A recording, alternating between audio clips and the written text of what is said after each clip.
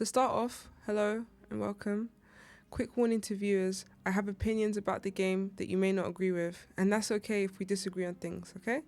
I highly respect people who are willing to hear opposing opinions. If you thoroughly enjoy this game, please know that I am not attacking anyone for enjoying something they spent time and money on. I enjoyed like 50 to 60% of the game on my first playthrough and still enjoy a lot of it on subsequent playthroughs. I have my issues with the game and will try to air them out all in this video. My lengthy review discusses the gameplay, story, and characters of Requiem. My lengthy review also compares Resi 9 to its franchise counterparts, discussion of my favourite and not so favourite comments about the game, what I would have implemented or removed if I was on the development team, and ideas and predictions for DLCs. Right, so I like Grace's gameplay loop a lot in the Rhodes Hill Chronic Care Centre. You really have to survive the horrors that Grace finds herself surrounded by. I like that on my first playthrough, I felt that I didn't have enough bullets to end zombies, so I only used the gun to stun enemies and run by them. I was disappointed that Grace doesn't get a shotgun though, but the hemolytic injectors make up for that with their one-shot instant death mechanic. It's cool having like a very scientific way of dealing with zombies, given that you're essentially in a hospital. I found it really annoying when the chef brute zombie would pace up and down outside of the parlour or at other important rooms I needed to get to in the care centre. I probably should have just ended him on my initial playthrough though, right?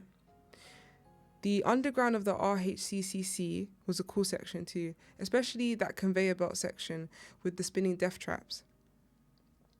I wish Leon got to do that section with tougher enemies given his more expansive arsenal. When the cutscene of the hag in the lift was happening, I genuinely thought Grace lost her leg. I was low-key traumatized and felt so bad for her. The relief I felt when it's revealed to not be the case is definitely one of my favourite experiences from my initial playthrough. The puzzles are mid, not very difficult or make you think for a bit. Sometimes I wish Resident Evil had puzzle difficulty like Silent Hill, but I'm going to assume that's a controversial take to have in the Resi community. So just going to leave that idea there. Honestly, I like her Raccoon City sections more as well, but not by much. I just prefer the Rhodes Hill Chronic Care Centre overall with Grace and Leon. Grace should have had proper boss fights. If her sections are inspired by classic survival horror, where are the classic survival horror boss fights? I think I lean more to being a survival horror RE fan than an action horror RE fan, which is probably why I prefer Grace's sections in general. I don't know how well her gameplay loop will age, but I think it's cool and a good addition to the series overall. I love Leon a lot. His gameplay, not as much. Let me explain. I think his gameplay intro section was a great way to show players how strong Leon can be in this game and the amount of enemies you could be facing at once in future gameplay sections. His gameplay in the RHCCC is great. I love the tension and release flow of Grace and his gameplay's structure. The covering Grace and Emily section outside the chapel was really fun, and I kind of wish we got more sections like that or as fun as that. His tactical axe, hatchet, tomahawk, whatever you refer to it as, is nice. I do prefer the combat knife from RE4 Remake though, but the axe might grow on me more if I keep playing, you never know. I think I'm better at parrying in this game, but I need to play both games more and compare my skills to know for certain. The BSAA detonator section took me out of the game. I found it boring initially and still do on repeat playthroughs. This could change in the future the more I play. I liked scaling the collapsed building and shooting the glass to drop the zombies. That was really fun. And I liked the lift section that was reminiscent of RE4's lift section, even though it wasn't as good and shorter. Being able to use the BSAA rockets on the zombies was cool and reminded me of RE4 Remake 2. You know, the cannon section in the castle.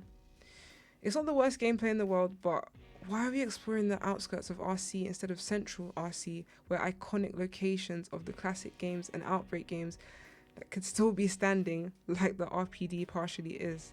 The motorcycle section or sequence with Gideon and the infected wolf dog-like creatures was fun on my initial playthrough, probably because Gideon was there.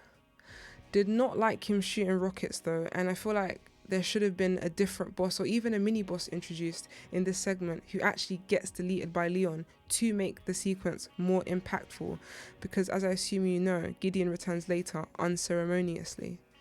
His movement in RE4 is clunky and heavy, and it's the same here in Requiem.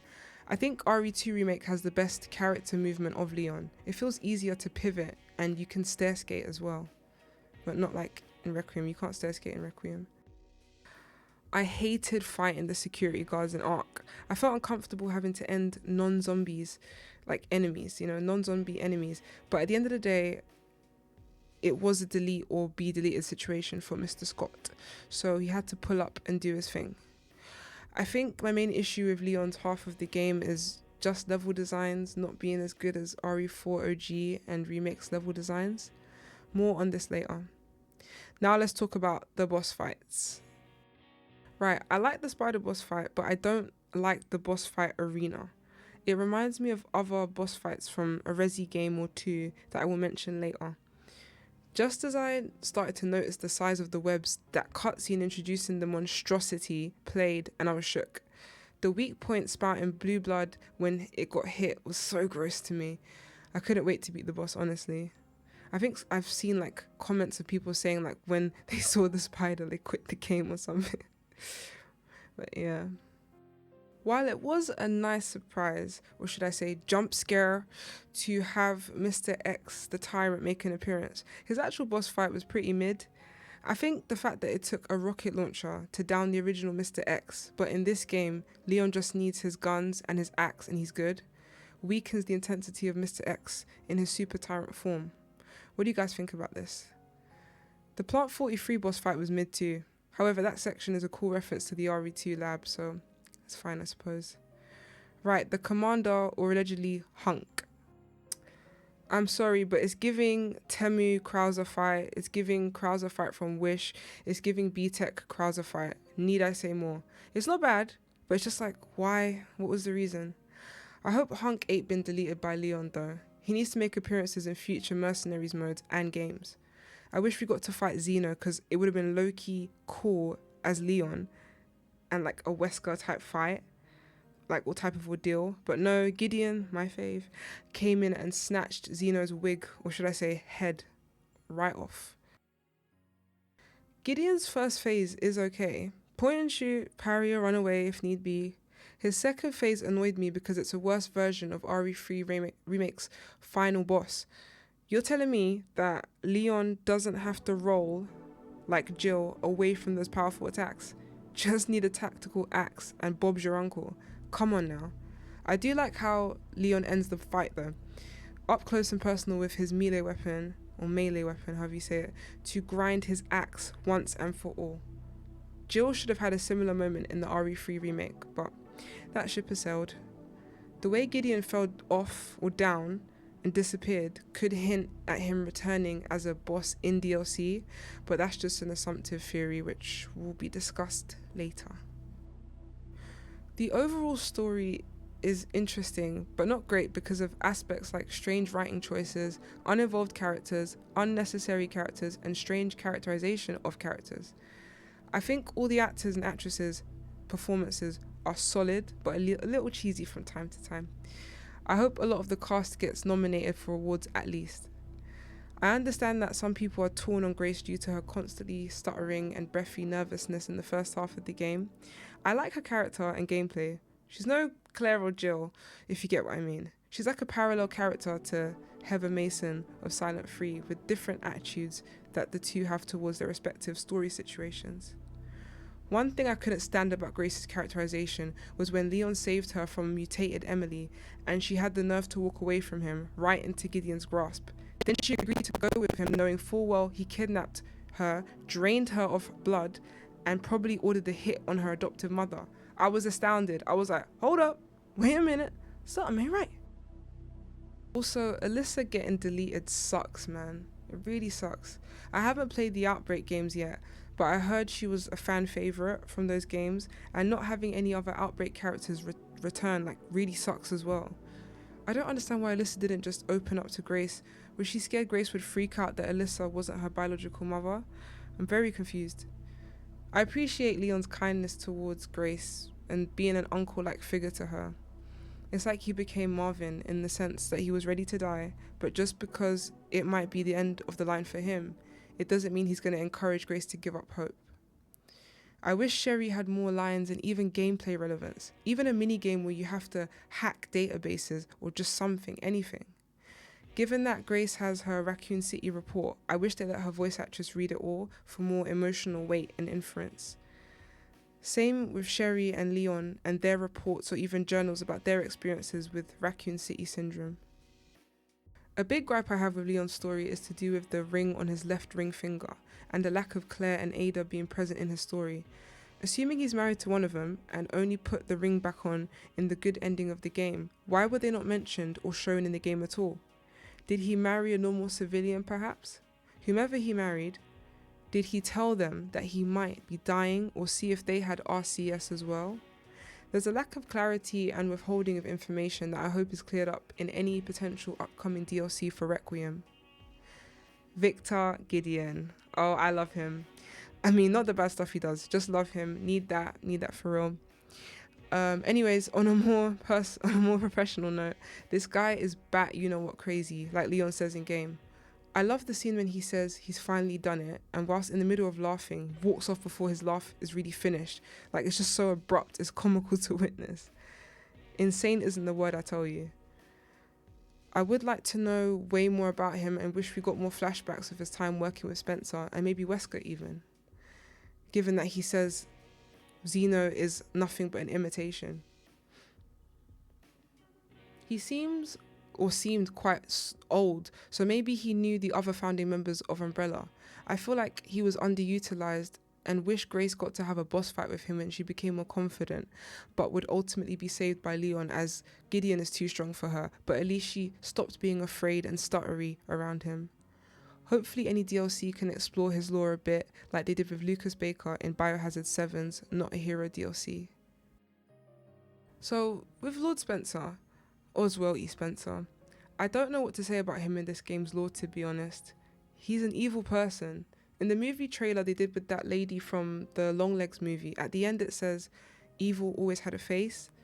Retrospectively looking at that statement, isn't Spencer the face of evil? I think they're going to change the story/lore up in Resi 5 to try and make Spencer's actions in Requiem make more sense with the overall lore of the franchise. I'm not sure whether I agree with this or not, but you guys can discuss your opinions in the comment section regarding this. Right, so to compare it to the other games in the franchise, we can start with like RE1. The spider boss in this game is a nice reference to Black Tiger from Resi 1, and there are other noteworthy references as well. A seemingly scarce amount of resources in the RHCCC. I like the innovation of needing the hemolytic injectors to destroy zombie corpses to prevent them from coming back stronger. I think the lighter and kerosene mechanic from RE1 Remake would be just more of the same and not innovative at all if they kept it in this game.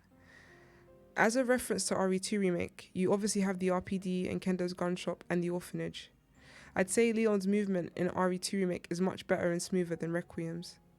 It's a shame that, at least in the base game, Claire and Sherry didn't get to go back to the orphanage and pay their respects and help Leon in person with the mission that could be affecting Claire too. Right, the final Nemesis boss fight, rolling versus parrying. RE3 Remake is better than Requiem in some ways, one being that it has a better final boss variant. Jill dodging the boss's attacks will always be cooler than miraculously parrying them with a hatchet, at least in my opinion. RE4 OG and Remake mog all of Leon's levels in Requiem, and yet you have people saying Leon is peak in Requiem. I just don't get it. The knife play in Krauser's fights are intense and visceral in RE4. The commander fight is just not as good to me. I feel like it's missing an edge, or maybe the commander's moveset isn't as fun to deal with as Krauser's. Leon's Raccoon City sections remind me of the military island on Resi 4. I found that to be the weakest part of the OG and original, so maybe that's why I feel the way about it that I do. Not great, not good, not bad. Just want to progress through because I already made it this far into the game, might as well see it through. I think the same can be said for other final thirds of RE games, but I'll leave those to be determined in other RE review videos. In comparison to RE6, I think the on-rails motorcycle section in 9 works better than those in 6 because there's way less of it. Leon's gameplay abilities devolved from RE6 and he's less agile in 9. He can't dodge roll, jump back, left or right. Besides the story playing a role on why this is the case, they could have just kept the mechanic from 6 that limits how much you can roll around and use melee at a time. Maybe if you used melee too much, Leon's HP would start to be negatively affected in some way, similar to RE6. When looking at RE7 Biohazard and RE9 Requiem together, I believe Marguerite Baker's second boss fight is a better spider boss fight with a better and more useful arena. Ethan and Marguerite can both take advantage of the arena in 7 with the doors, stairs, holes in the floors and ladders, whereas in 9, I feel the spider in Requiem always had the upper hand due to how many ways it could traverse the arena, unlike Leon who could only use the barely there ladders to go up and down in the arena. I think Jack Baker's boss fights are more fun and interesting than the boss fights in Requiem as well. In my opinion, the boss fights in Village are better than in Requiem. Lady Dimitrescu's boss fight is better than Mr. X's boss fight. It's more spectacular and interesting, especially on initial playthrough, in my opinion. The same goes for Village's final boss fight with Miranda, being infinitely better than Requiem's given that she has multiple forms and more agile movement compared to Gideon, although I prefer the characterization of Gideon with his creepiness, stature and mysteriousness. Right, missed opportunities and things I would have added to the game if I had worked on it. I'm just going to list these off. Jill should have been in the game. The impact of RC's ordeal and the fate of RC could have been beautifully portrayed in Jill in this game, especially given the nature of RE3 Remake. It could have been Capcom's way of saying, hey, we heard your reception towards that game and we know a lot of the fans miss Jill, so here you are, Jill in Raccoon City, exploring her past and persevering through literal ruins instead of watching the ruining unfold before her eyes, like in 3. Chris, all I need to say is that Chris and Jill in RC, and not just the Spencer Mansion, would have been lit. I think I would have teared up. Claire. It should have been common sense and obvious to put her in this game. She went through lots too that night. She is such an underutilized character in the series. I wish she was in 6, man. Hopefully Code Veronica Remake does her justice. Ada. Call me crazy, but I feel like the reason why they went so hard with RE4 Remake separate ways is because they knew removing her from Village was a terrible mistake, and they were also planning on doing it again in Requiem. Sometimes I enjoy separate ways more than the main story. Definitely the best DLC in the series besides RE7's stockpile of DLCs that we were given. How are you gonna explicitly reference Barry Burton and Rebecca Chambers, then proceed to not have them in the game? Not even for a cutscene? Really? The Outbreak characters, not even Yoko or Kevin? Really? Grace's opening section at the Renwood Hotel, I would have loved for a few more puzzles before the first enemy encounter, or maybe a puzzle or two after the first enemy encounter. I think the hotel was underutilized as just a walking simulator section. It's still a nice intro to the game, and my fave Victor, hear me out, Gideon. The Renwood Hotel flashback and the Chloe Orphanage flashback both should have been skippable cutscenes. On repeat playthroughs, they just feel like pointless and unskippable cutscenes. I mean, the segment ends with Grace watching a video of what the player was doing anyways. Why couldn't we just watch from Grace's POV on repeat playthroughs or New Game Plus? A scene where the roles were reversed and Gideon was tied up and Leon was the one doing the interrogating, if that's what you want to call it, would have been great. Victor Gideon's final form should have been a snake. How are you going to put all these references to snakes with his clothing and jewelry and his tongue and not have him transform into a snake at the end? Maybe they're saving it for DLC, who knows? Leon's Raccoon City section would have had its gameplay runtime extended by a couple of hours. The acquiring of the BSAA detonator stuff would have been reduced to a cutscene montage that leads straight into Victor's chase sequence. Victor's chase sequence would have ended in a longer final standoff boss fight situation. Basically, Leon would get to do some of the recon stuff that the BSAA team was doing beforehand in RC and visit places like the Clock Tower, the Dead Factory, and other iconic places from the original Resi 2 and 3, and even Outbreak games. We have to keep in mind that he was running against the clock though, so he couldn't visit everywhere. And I'd put a section of gameplay where you have to switch between Leon covering for Grace and having to solve puzzles as Grace, or also fighting off or stunning enemies so that it's easier for Leon to pick them off for Grace. I'm praying to the Lord that Gideon comes back as a boss fight in a future DLC. His boss fight was underwhelming, and that B-Tech Nemesis second phase made me roll my eyes. I know Capcom could elevate his boss fight if they want to. I would like to see anyone from Jill, Claire, Ada or Chris in a DLC. I know Chris is likely because of Umber Eyes and the Hound Wolf Squad, but I'm praying to the Lord that Jill has become one of the wolves since the events of Village. I've started to get the feeling that a DLC where you explore much of the ruins of RC is very likely. You don't develop that big and that iconic of a location in video game history just to not utilize it more efficiently in a base game. I'm thinking whoever you play as has to collect lots of evidence against corrupt government officials or connections affiliates in RC. Maybe we'll visit more underground areas because Nest had or has multiple locations, and look at Ark for example. Maybe even head to the Arklay Mountains? Now that would be peak. What predictions do you guys have for any possible upcoming DLCs? Regarding people saying this is the best RE game or their favourite RE game, if Requiem is your favourite, as it should be, because you're your own person and you have your own tastes. However, to sit there and say Requiem is the best is ignorant. This game does not compare to RE4 OG and Remake's level designs, gunplay and upgrading system. I've seen people saying that they expected a lot more and were disappointed, which is a very valid point to have, and I'm in that boat too. I do not hate this game at all, but I expected a lot more. I truly believe this is a filler game and that Resi 10 will be astronomically excellent. Maybe I should keep my standards low and I'll never become disappointed, as Kratos advises. I've seen people complaining about Grace's stuttering and not really liking her character and wanting mods that let you only play as Leon or Grace. I think Grace's stuttering is just something players have to get over or completely tune out whilst playing as her. I agree that Requiem should have had 2 campaigns. In each campaign you have the cutscenes that show how each story is interconnected and where gameplay is or would be if you were playing as the opposite character. I hope you guys understand where I'm coming from with that. I find it difficult to score this game, but it's in the range of 7 to 7.5 depending on what lens that I'm looking at it through. If I'm looking at it as a unique standalone entry and the franchise as a whole didn't exist, probably a 7.5 or an 8 on a great day. If I'm looking at it as part of a massive catalogue of games from an iconic franchise, probably a 7 or even a 6.5 on a terrible day. I think the replay value is there when it comes to the challenges and bonus content, but in terms of just straight up gameplay, it's comparable to 7 for me.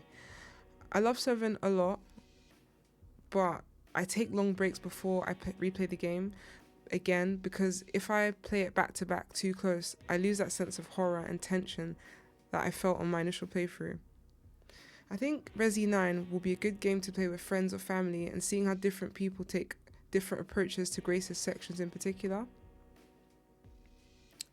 Are they going to avoid most enemies or clear them out with the resources that the game gives you? How often are they going to use the Requiem revolver? The story was disappointing to me, but when I saw that Leon had a ring on at the end, I felt so happy for him. I'm cool with it being Ada or Claire in regard to who his wife is. I am Team Cleon, but whoever makes him happier is best. I think this game is a filler game. It honestly could have been a Revelations game and should have been titled as such. The two official Revelations games are quite good though, and I hope to review those one day on the channel. I'm looking forward to future games. I hope and pray RE10 is a meaty game with multiple returning characters from across the series. I've heard reports of remakes of RE0, Code Veronica, and 5 being remade. I personally don't want an RE1 remake again because that game's remake set a high standard, and it would be disrespectful to the origins of the survival horror genre to create a version of RE1 with the over-the-shoulder camera perspective.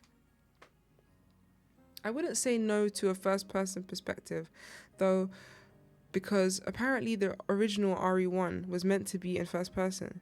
If Capcom is making another RE remake and it's over the shoulder, I'll be happy for the fans who struggle with tank controls to be able to get into the origins of the series.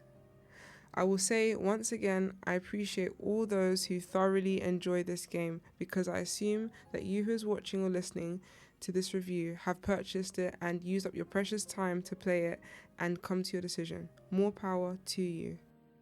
Thank you for making it to the end of my video. If you do comment, please be respectful of others' opinions and kind to one another. God bless you all, and goodbye.